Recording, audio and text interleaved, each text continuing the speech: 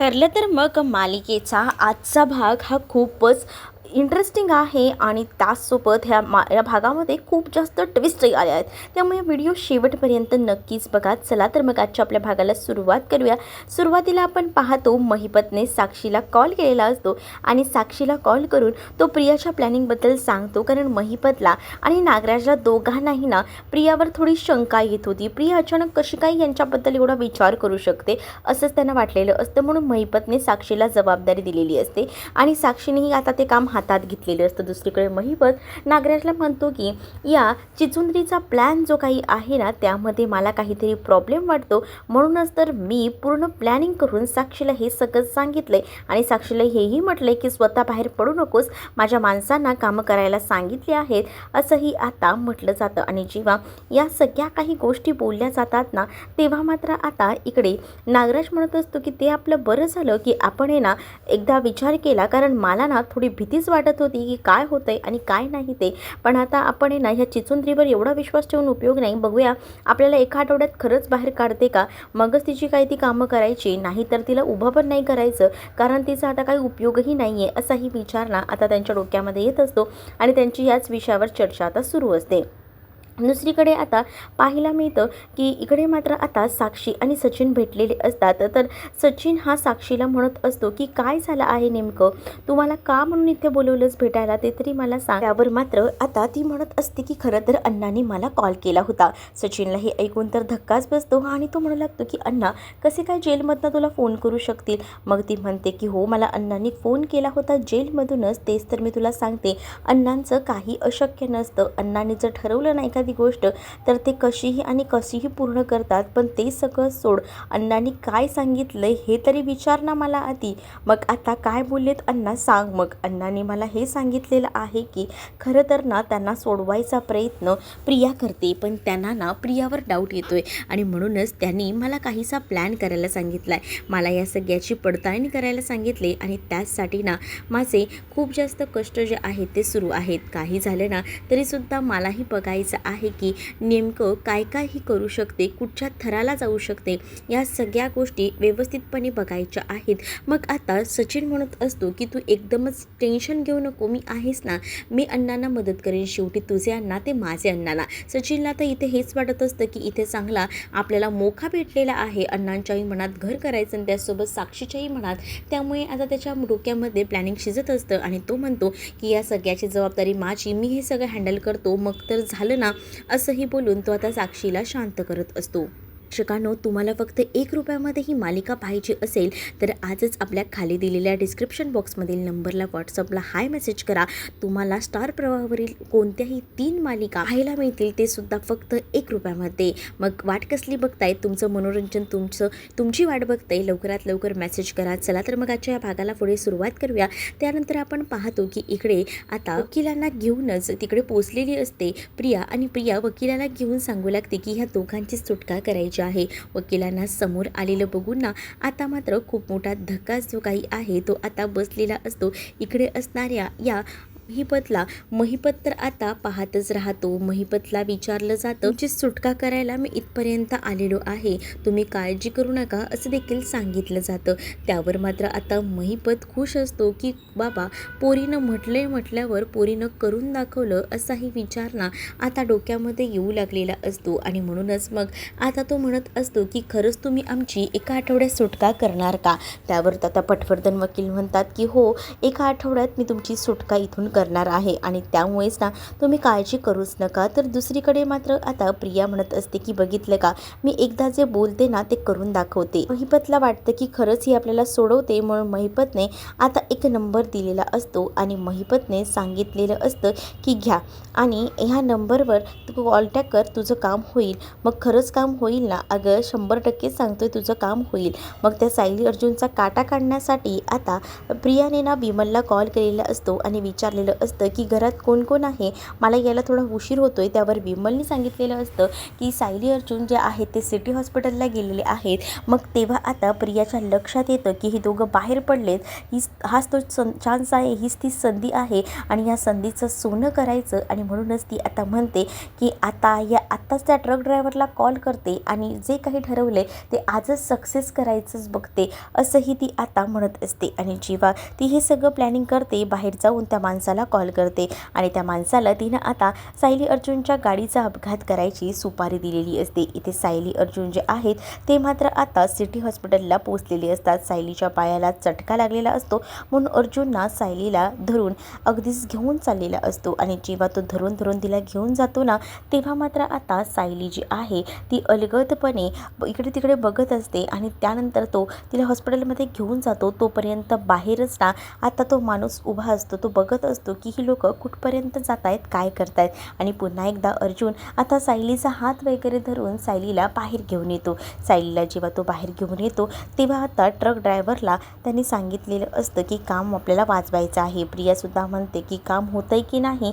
त्यावर तो माणूस म्हणतो की हो, तुम्हाला थोड्याच वेळात काम झालेल्याचा व्हिडिओ येईल, मेसेज येईल, तेव्हा मोबाईलकडे लक्ष ठेवा, असंही आता तिला सांगितलेलं असतं.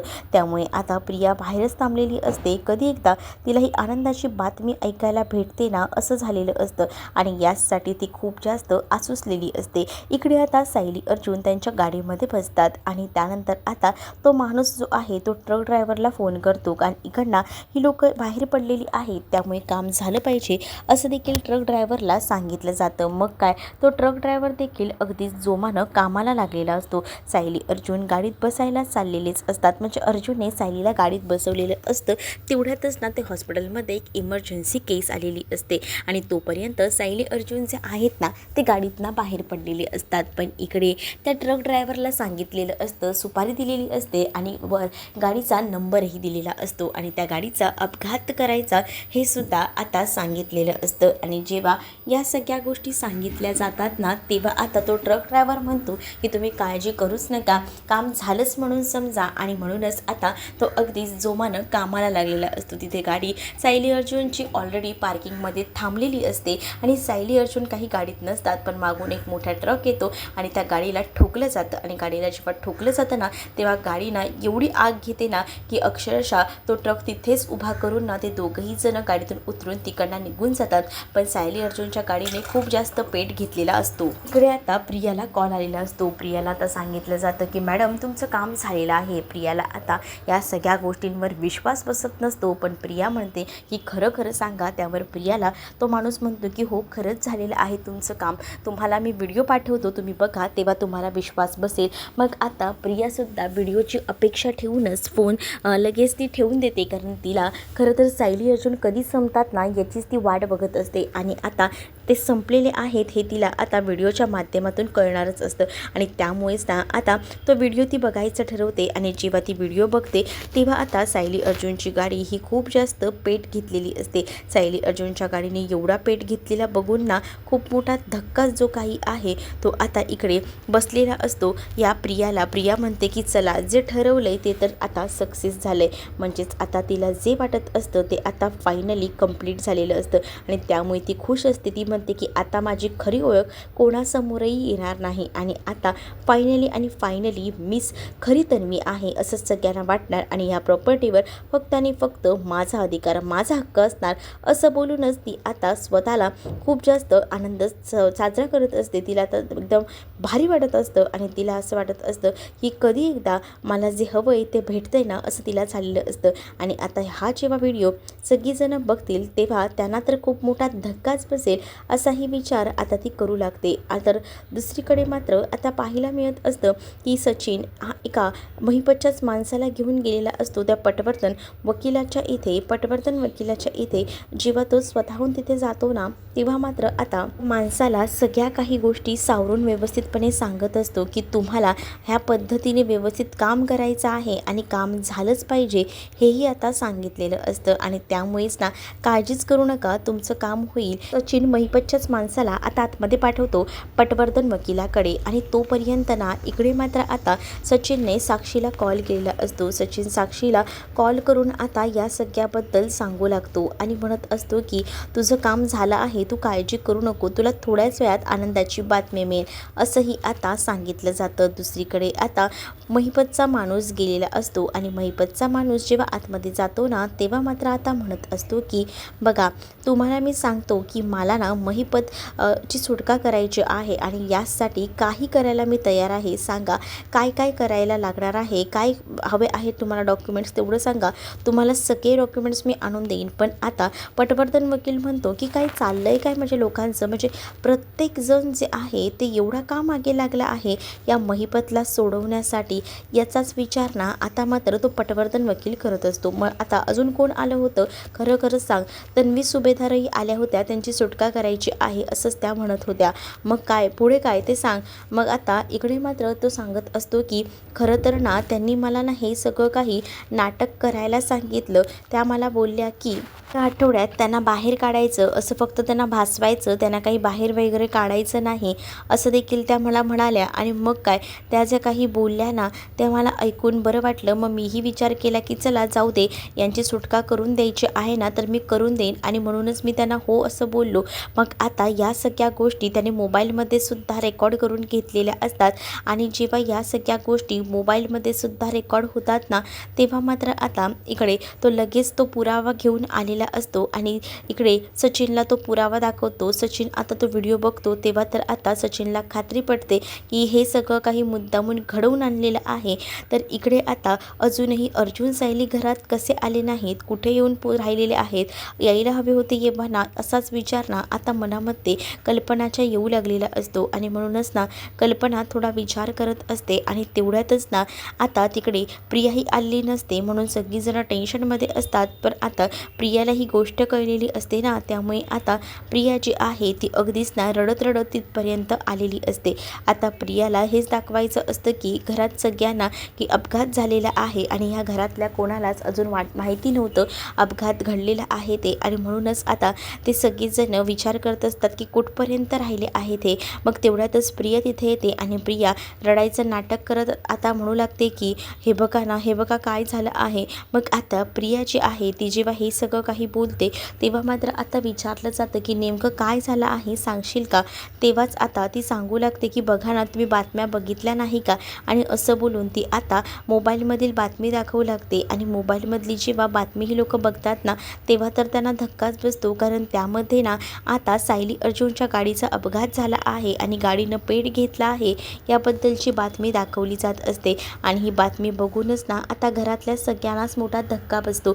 सायली अर्जुन गेले, आता आपल्यात नाही राहिले असं बोलून आता ती खूप जास्त रडत असते. आणि आता बातमीसुद्धा प्रदर्शित होत असते. ती बातमी ऐकूनच ना आता मात्र पायाखालची जमीन सरकलेली असते.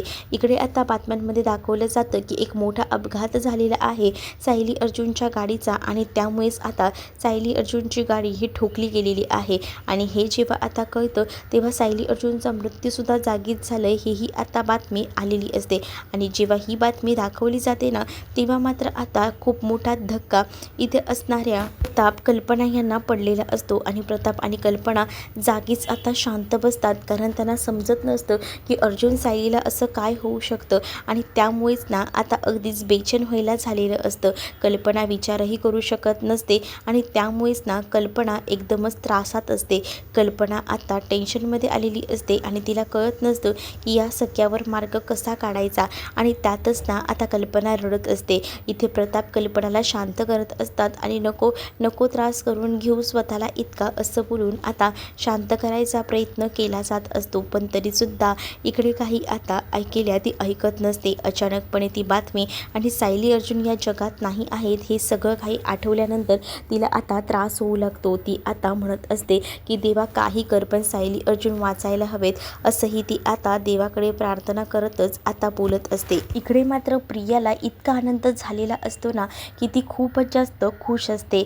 तिला असं वाटत असतं की बापरे, खतरनाक झालेलं आहे जे काही होतंय ते, आणि त्यामुळेच ना ती हॅप्पी असते. पण दुसरीकडे मात्र आता कल्पनाला अचानकपणे चक्कर आलेली असते आणि ती जागेवरच कोसळते. खरं तर आता जिथे अपघात झाला आहे तिथे जायचं असतं प्रताप आणि त्याचसोबत अश्विनला, पण आता अचानक तब्येत कल्पनाची बिघडल्यामुळे आता कल्पना तिथेच शांतपणे पडलेली असते. आणि जेव्हा कल्पना तिथे चक्कर येऊन पडते तेव्हा कल्पनाला उठवायचा प्रयत्न केला जातो. तर अश्विन म्हणत असतो की बहुतेक आहे ना आईचा शुगर जो आहे तो लो झालेला आहे आणि त्यामुळेच आईला हा त्रास होतोय.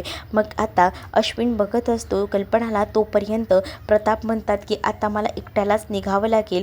मी एक काम करतो, मी चैतन्यला माझ्यासोबत घेऊन जातो आणि चैतन्याने मी तिथे जागेवर पोचतो, बघतो काय होतंय ते. मग इकडे मात्र आता चैतन्यला प्रताप कॉल करतात आणि घडलेली हकीकत सांगतात. तू बातम्यांमध्ये बघितलंस का, चैतन्यसुद्धा आता एकदमच टेन्शनमध्ये येतो, कारण चैतन्यालासुद्धा माहीत नव्हतं की हे सगळं असं घडलं असेल. मग चैतन्यही म्हणतो की मी सुद्धा आता तिथेच निघालो आहे, आपण तिथेच भेटूया. दुसरीकडे आता अजूनही कल्पना डोळे उघडत नसते, म्हणून प्रतापचे पाऊलही बाहेर पडत नसते. प्रताप आता कल्पनाला उठवायचा प्रयत्न करतात. कल्पनाला म्हणत असतात की कल्पना असा त्रास करून घेऊ नको, कल्पना उठ ना, डोळे उघड, असं बोलून कल्पनाला आता उठायला ते सांगत असतात. ते तोपर्यंत अश्विनने डोळ्यावर पाणी वगैरे शिंपडलेलं असतं आणि इथे बातम्यांमधले ते सगळे आवाज ना कानावर फक्त आणि फक्त कल्पनाच्या पडत असतात. कल्पनासुद्धा हैराण झालेली असते. दुसरीकडे आता याच बातम्या टी व्हीवर प्रतिमा, त्याचसोबत सुमन आणि रविराज पाहतात. तर आता सायली अर्जुनचा मृत्यू झाला आहे ही बातमी टी व्हीवर जशी झळकते तसं मात्र आता खूप मोठा धक्का जो काही आहे तो प्रतिमाला बसतो. प्रतिमा जागेवरच कोसळते. सुमन तिला आधार देत असते. रविराज म्हणतात की कधीतरी बातम्यावाल्यांचा पण दोष असू शकतो, मीडियावाले काही बातम्या छापतात, तू नको इतका प्रतिमा विचार करू, पण असं कसं होऊ शकतं, मीडियावाले अशी खोटी बातमी ही छापणार नाही ना, असंही प्रतिमाला वाटत असतं. पण सायली अर्जुनच्या बाबतीत काही होणार नाही, कारण सायली अर्जुन नेहमीच प्रत्येकाचं चांगलं करतात, त्यांच्या बाबतीत असं काही होणं शक्यच नाही, असंही आता सुमन प्रतिमाला बोलून कसंबसं समजवायचा प्रयत्न करत असते. प्रतिमाला आता समजत नसतं की हे सगळं काय होतंय, कारण तिला माहिती असतं की तिने आपल्या तन्वीवर म्हणजे सायलीवर अगदीच मनापासून प्रेम केलेलं होतं आणि आता तीच आपल्या जवळ नाही आहे ही बातमी ऐकून ना तिला खूप जास्त त्रास होत असतो. ती रडत असते. सुमन आता तिला आधार देत असते आणि आता रविराजही म्हणतात की चला आता आपण आताच्या आता सुभेदारांकडे जाऊया आणि तिथेही बघूया की काय झालं आहे. दुसरीकडे आता कल्पनाला पाणी वगैरे शिंपडल्यानंतर थोडीशी का होईना जाग येते, पण तिला समोर फक्त आणि फक्त त्या बातम्याच दिसत असतात आणि सायली अर्जुनचा अपघात झाला आहे. हे काय तुम्ही अजूनही इथेच आहात का, तुम्ही गेलात नाही का, जा ना तुम्ही लवकरात लवकर तिथे जा आणि बघा त्यांचं काय झालं आहे ते, मला तर त्याची भीती वाटते, आता तुम्ही प्लीज जा, म्हणजे काय आहे ना ते समजेल, असंही आता कल्पना जी आहे ती प्रतापला बोलत असते. कल्पना जेव्हा प्रतापला ह्या सगळ्या काही गोष्टी बोलते ना तेव्हा मात्र आता प्रताप जे आहे ते मात्र आता सावरून स्वतःला समजवायचा प्रयत्न करत असतात आणि त्याच वेळेला प्रताप म्हणत असतात की मला कळतंय तुला त्रास होतोय, पण तू शांत हो, शांत हो म्हटलंय ना, मी जातो बघतो, पण तुम्ही अजून इथेच का थांबलेला आहात, जा ना, मी आहे ओके, असंही ती आता म्हणत असते. आणि त्या लोकांना तिकडनं ती जायला सांगते, कारण तिच्यासाठी आता गरजेचे असतात सायली अर्जुन सुखरूप असणं आणि सायली अर्जुनला बघण्यासाठीच काय झालं आहे नेमकं त्या ठिकाणी हे बघण्यासाठीच आता म्हणून दोघंही जण जे आहेत म्हणजेच प्रताप आणि अश्विन हे दोघंही जण जे आहे ते तिकडनं आता जायचं ठरवतात, कारण त्यांना सायली अर्जुनची काळजी वाटत असते. कल्पनासुद्धा आताच एकदमच भारावून गेलेली असते, पण कल्पनाच्या समोरच ना आता प्रियाचं नुसतं रडगारानं सुरू असतं, नको त्रास करून घेऊ, सायली अर्जुन गेले म्हणून काय झालं, मी आणि अश्विन आहोत ना तुला सावरायला, असं काहीसे तिची वाक्य असतात. प्रताप यांना तर राग येत असतो की तुला तरी कळतंय का, तू काय म्हणतेस ते तन्वी, असं बोलून ते तिच्या ओरडतात. मग आता प्रताप आणि त्याचसोबत अश्विन सायली आणि अर्जुनचा अपघात जिथे झाला आहे तिथे जातात. तर इकडे मात्र आता प्रिया जी आहे ती म्हणत असते की आई पाणी पिऊन घे, त्रास करून घेऊ नकोस, थांब, हे घे पाणी, आणि असं करून तिला आता पाणी वगैरे द्यायचं काम ना प्रिया करत असते. प्रिया जेव्हा आता ह्या सगळ्या काही गोष्टी करते तेव्हा मात्र आता प्रिया म्हणत असते की आई सायली अर्जुन गेले, त्याचा त्रास करून घेऊ नको, मी आहे ना, मी तुला सांभाळेन. पण आता इकडे कल्पनाला राग येतो. कल्पना म्हणत असते की काय ग तुझं सारखं सारखं तेच चाललेलं आहे, सायली अर्जुन गेले, सायली सायली अर्जुन गेलेत. आम्ही इथे सगळीजण विचार करतोय की काही झालेलं नसलं पाहिजे त्या दोघांना आणि तू इथे सरळ सरळ त्यांच्या अपघाताबद्दल चर्चा करतेस. तुला जराही काही वाटत नाही का गं, असंही आता म्हटलं जातं. त्याच वेळेला विमलही कल्पनाला समजावते आणि तुम्ही तन्वीताईंच्या बोलण्याचं वाईट वाटून घेऊ नका. तन्वीताईंना जे वाटेल ते तन्वीताई बोलत आहेत, पण तुम्ही स्वतःला त्रास करून घेऊ नका, असंही आता इथे विमल जी आहे ती बोलत असते. आणि विमल म्हणते की देवी आई कधीच आपल्या सायली अर्जुनचं वाईट करणार नाही, कारण सायली अर्जुन जे आहेत ना ते नेहमीच आपल्यासाठी आहेत आणि आपल्यासाठी आतापर्यंत एवढं सगळं त्यांनी केलं आहे आणि आपल्याला सोडून ते असं कसं जाऊ शकतात, नाही होणार असं. चला आपण देवी आईकडे प्रार्थना करूया, असंही विमल आता कल्पनाला सांगते. कल्पना खूप जास्त रडत असते आणि कल्पना जेव्हा रडत असते ना तेव्हा मात्र आता प्रिया म्हणत असते की तसंही आई तुला त्रास होतोय ना, थांब मी तुझ्यासाठी ना छान असं सरबत बनवते, म्हणजे तुला बरं वाटेल. तसे तुझी शुगरही लो झालेली होती, ज्यूस पिल्यानंतर तुला बरं वाटेल, असंही आता प्रिया म्हणत असते. प्रियाला आनंद होत असतो. उगाच दोन अशी मगरमच्छ आसू जसे डोळ्यातनं निघत असतात ना तसेच ह्या प्रियाचे सुरू असतात. प्रिया आता लगेच आपला मोबाईल वगैरे घेते आणि निघायला लागते किचनमध्ये. इकडे प्रताप आणि त्याचसोबत अश्विनही गेलेले असतात. आता जेव्हा ते बाहेर पडतात ना तेव्हा समोर पाहतात तर काय, प्रतिमा रविराज हेही आलेले असतात. मग आता प्रतिमाही रडत असते. तर रविराज विचारतात की तुम्ही कुठे चाललेला आहात, तर प्रताप सांगतात की जिथे अपघात झाला आहे तिथे मी जातोय. रविराज म्हणतात की मीही तुमच्यासोबत येतो. चैतन्यही आता तिथेच येऊन पोचलेला असतो. चैतन्याच्याही डोळ्यात पाणी आलेलं असतं, पण चैतन्याला अचानक तिथे आलेलं बघून सगळेजण विचारतात की चैतन्य तू इथे कसा काय. चैतन्य म्हणतो मीही तिथेच जातो, तो म्हटलं एकत्र जाऊया म्हणून मी इथे आलो आहे. अजूनही काहीच समजलं नाही की तिथे काय झालं आहे. बातम्यांमध्ये जर दाखवत आहेत, आपण तिथे गेल्याशिवाय आपल्याला सगळ्या गोष्टी काय घडल्या आहेत त्या नेमक्या समजणार नाहीत. आपल्याला बघायला हवं की काय झालं आहे, जे काही झालं आहे ते भयंकर झालं आहे ही गोष्ट आता कळलेली असते. दुसरीकडे विमल जी आहे ती मात्र आता कल्पनाला उचलते आणि कल्पनाला डायरेक्टच ती आता देवघरामध्ये घेऊन जाते, कारण देवाकडे पूजा करणं, प्रार्थना करणं हे सुद्धा आता तिला इम्पॉर्टंट वाटत होतं. कारण काही झालं ना तरीसुद्धा देवाकडे आता प्रार्थना करायला हवी, सायली अर्जुन जिवंत असलेले पाहिजेत आणि यासाठी तिची आता तयारी सुरू असते. दुसरीकडे आता विमल कसं बसं कल्पनाला आतमध्ये घेऊन जाते. तोपर्यंत प्रिया ही खूप जास्त खुश असते. प्रियाला असं वाटत असतं की चला फायनली तिने जे काही ठरवलं होतं ते आता सक्सेस झालेलं आहे आणि त्यामुळेच ना तिच्या चेहऱ्यावर तो आनंद स्पष्ट दिसत असतो. घरात सगळीच जण रडत असतात सायली अर्जुनसाठी, पण तिला मात्र इतका आनंद झालेला असतो ना की तो शब्दातही ती व्यक्त करू शकणार नसते. कारण तिला आता माहिती असतं की या प्रॉपर्टीवर फक्त आणि फक्त माझा अधिकार आहे, माझा हक्क आहे आणि त्यासाठी ती हॅप्पी असते. मग आता मात्र ती लगेच नागराजला कॉल करून सांगते की काम झालेलं आहे. इकडे आता सायली अर्जुनच्या अपघाताची बातमीसुद्धा इतकी पसरली आहे ना की बघायलाच नको, सगळ्यांना तेच वाटते. असं बोलूनच ना ती मात्र आता हसत असते. पण इकडे मात्र आता कल्पना देवी आईसमोर प्रार्थना करत असते. तिला आता हेच म्हणायचं असतं देवी आईला की सगळं काही ओके असू दे, सायली अर्जुनला काही व्हायला नको, असंच ती आता देवाकडे हात जोडून प्रार्थना करत आता म्हणत असते. दुसरीकडे आता प्रताप, अश्विन सगळेजण घरी येतात आणि जेव्हा ते सगळेजण घरी येतात ना तेव्हा मात्र आता त्यांना कळत नसतं की काय करावं. आणि जेव्हा बघतात ना सायली अर्जुनला प्रतिमा आणि कल्पना, तेव्हा कुठे जाऊन त्यांना बरं वाटतं. प्रतिमा आणि कल्पनाला एकत्र बघून आता सायली अर्जुन समोर आलेले बघून त्या आता खूपच जास्त खुश असतात. आणि दुसरीकडे मात्र आता पाहायला मिळत असतं की सायली अर्जुन चैतन्यला ह्या सगळ्या काही गोष्टी ज्या आहेत त्या सांगत असतात. म्हणजेच आता त्या चैतन्याला सांगतात की हे खूपच जास्त भयंकर झालेलं होतं, पण हा सगळा अपघात नव्हता, घातपात होता, हे सगळं कोणीतरी प्लॅनिंग करून ठेवलेलं होतं. प्रियाला जेव्हा कळतं की हे दोघंही जण जिवंत आहेत, मग ती आता महिपतला भेटायला गेलेली असते जेलमध्ये आणि म्हणते की तुमच्या माणसांचं काही काम धड नाही आहे, त्यांनी जे काही केलं आहे ना ते काहीच काम सक्सेस नाही झाले, ते दोघंही जण जिवंत आहेत आणि कसलं काम आणि काय, तुमच्याकडे ना काहीच काम द्यायला नको, असं म्हणून ती चिडलेली असते. तर तुम्हाला हा भाग कसा वाटला कमेंटमध्ये नक्कीच सांगा आणि अशाच नवनवीन भागांसाठी आपल्या चॅनलला सुद्धा सबस्क्राईब करायला विसरू नका. चला तर मग भेटूया पुढच्या भागामध्ये. तोपर्यंत टाटा बाय. व्हिडिओ आवडला असेल तर लाईक करायला विसरू नका.